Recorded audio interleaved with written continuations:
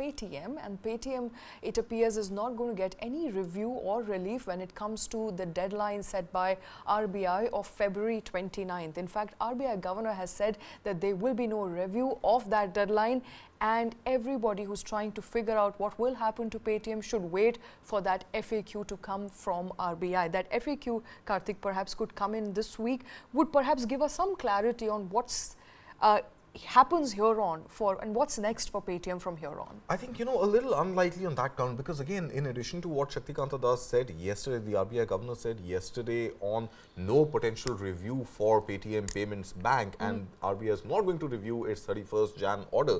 It pretty much means that there is no scope for renegotiation, there is no scope for further discussion, and and this is how things are going to stay. Now, what the FAQ, I think the clarity which came from the Governor yesterday on the FAQ was that the FAQ is actually going to talk about consumer-related aspects, customer-related aspects, not as much about what is going to happen to the corporation called Paytm Payments Bank Limited. So I think the FAQ, I had more hope on what the FAQ is going to reveal until yesterday, but after listening to RBI Governor, I think my hopes of the FAQ really giving more details into what went wrong exactly and what is the road ahead for the payments bank, the Paytm Payments Bank, is something which the FAQ now, to my understanding, is unlikely to answer. But I think markets obviously, investors obviously are not taking well at all to this commentary coming in from RBI. And this morning again, in early trade, we saw Paytm stocks crash another 7% or so. So trading now well below the 400 rupee a piece mark at about 391 to 393 range. So so there doesn't seem to be any bullish sentiment by way of investors, both institutional and retail at this moment, on really pinning their hopes and their aspirations on any kind of a recovery in the Paytm Payments Bank business. And if the Payments Bank goes bust or the license for the Payments Bank is cancelled, then the wallet service, which has been one of the calling cards of Paytm, goes for a toss as well. And any other revenue driver which the company had installed in its march from a startup in the fintech space to a market leader, and at one point the most valued startup in India at a valuation of $5 billion. That is something which I think is now going to be history pretty much, because there wouldn't be a revenue driver for the company, and without revenue, how the market's going to view it. At the end of the day, the market cap, the market valuation of any company is an outlook of its future cash flows. And if those cash flows are going to get hit, then there is no merit in Paytm even continuing as a listed entity, or 197 continuing as a listed entity. So as I see it, it seems quite likely, more likely now than before, that the Payments Bank license may get cancelled. 197 Communication will not immediately have another pure revenue stream. Cash flows are going to get hit.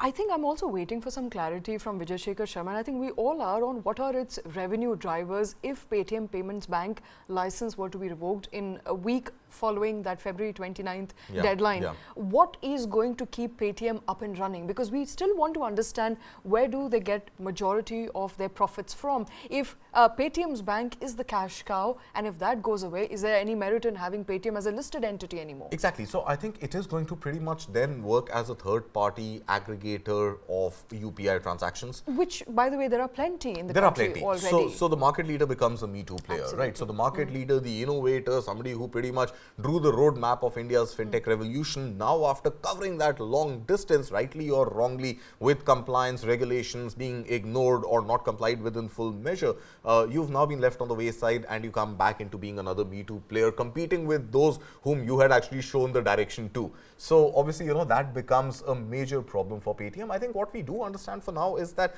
in any case, Paytm or 197 Communication has not been a profit-making machinery for a while. So its EBITDA loss came in at about 170, 180 crore rupees or so. Now Paytm itself has come on record immediately after the Jan 31st RBI order, saying that the operating margin or the operating losses in fact could swell up to as much as about 500 crore rupees. So we pretty much know that the revenue driver has been the Payments Bank, and without the Payments Bank, there isn't much room left for too many any revenue drivers, because then again it becomes a game of number of people who have installed your app, what are the ads you can serve them, what is the click-through rate, etc. So, you pretty much become another platform where ad revenue, code share, discount coupons, all of these become part of your revenue drivers. And then, of course, ONDC could be one more aspect that Paytm can look at, the fact that Paytm, in addition to PhonePe, a startup, yeah, exactly, and to has onboard been more people on has ONDC. been using the ONDC architecture to deliver food services, for example. So that is something that may get it to then compete in another market where you already have two more big boys of food delivery aggregation, being Swiggy and Zomato. So that could be one area that Vijay Shekhar Sharma could be looking at right now. But I mean, honestly, all of this is just writing off crystal ball Paytm gazing. finally? No, I'm not writing off. I don't think I have the authority and the experience to write off the entity. I'm just trying to see it as logically as I can right now, that what are the options available? Because if your revenue drivers dry up, then what do you have left? Absolutely. With your technology, what can you do? With your customer base, what can you do? And with the partnerships that you forged with, let's say, aspects or avenues like ONDC, how can you sort of, further augment those and still keep yourself ticking? Permutations and combinations done much here by Kartik, it does appear that Paytm has very little to no avenues if payment bank's license were to be revoked or cancelled. It looks like an eventuality in days and weeks to come, but clock ticking for Vijay Shekhar Sharma as well as Paytm Payments Bank. The license could be cancelled come 29th of February, which is the deadline set by RBI for stopping the onboarding of new customers.